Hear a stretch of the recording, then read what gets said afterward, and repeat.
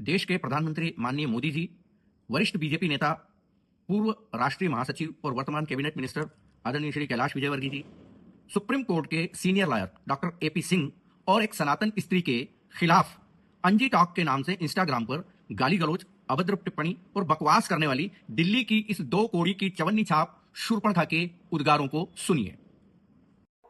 इस सस्ते डेटा का सबसे ज्यादा फायदा बिहार के मेरे नौजवानों ने उठाया है। मतलब कसम से क्या महामानव प्रधानमंत्री पाया भाई हमने। मतलब इस आदमी ने अब रील का क्रेडिट भी खुद ले लिया। कसम से कुछ तो छोड़ दो मोदी जी। एंड हमको तो जाकर के बिहार में वोट का प्रचार करना है, वो हमारे लिए ज्यादा जरूरी है। बिहार इलेक्शन ज्यादा जरूरी है। देश जाए भुइयां के खेत में, वहां पर ट्रम्प से बतिया लेंगे तो इंटरनेशनल डंका की जगह इंटरनेशनल लंका नहीं लग जाएगी इनकी। कसम से नितांत चूतिया बना रखा है देशवासियों को भाई। लोकप्रियता का एहसास नहीं होता। खिलाड़ी बहुत लोकप्रिय होते हैं, इसलिए वो भी ध्यान रखें जब भी कभी घूमने जाएं। ये घटना हो गई, ये सबके सबक के लिए, हमारे सबक के लिए भी है और खिलाड़ियों के सबक के लिए।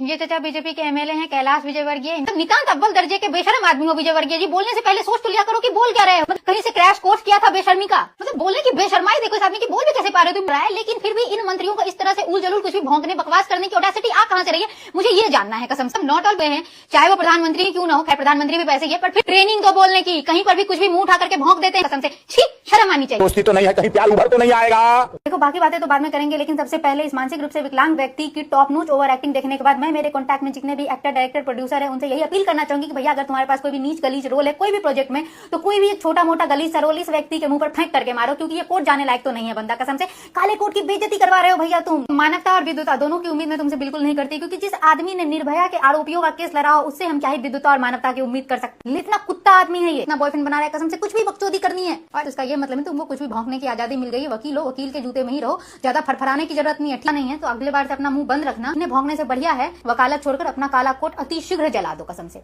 बेवकूफ। पति को परमेश्वर के पास पहुंचाने वाले जमाने में पति को परमेश्वर मानने वाली स्त्री हूं मैं। मुझे आज तक ये पति को परमेश्वर मानने वाला कॉन्सेप्ट ही साला समझ नहीं आया। मतलब पति को परमेश्वर मानो, स्वामी मानो, ये मानो, वो मानो, फलाना मानो, ढिमकाना मानो। क्यों मानो भाई? पति पति है, परमेश्वर परमेश्वर है। पति परमेश्वर नहीं हो सकता और परमेश्वर भी पति नहीं हो सकता ना। ठीक है, पति को परमेश्वर मानने वाला कॉन्सेप्ट ना बहुत पुराना है, बहुत फालतू है, आउटडेटेड है। रिटायर करो इसको।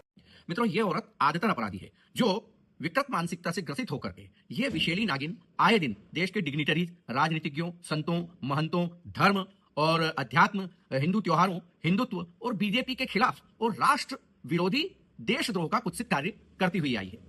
अब हमारा आप सभी लोगों से निवेदन है कि ज्यादा से ज्यादा इस वीडियो को शेयर, फॉलो और सब्सक्राइब करें, ताकि इस कुत्सित मानसिकता की 2 कौड़ी की शूर्पणखा को बेनकाब करके इसके कुकृत्यों को सारे देश और विदेशों में जिस तरह से आपने शूर्पणखा दहन की रील्स को पहुंचाया था ऐसे पहुंचाए, इसको बेनकाब किया जा सके। वैसे हम लोग इसके खिलाफ सख्त से सख्त कार्रवाई करने के लिए जा रहे हैं।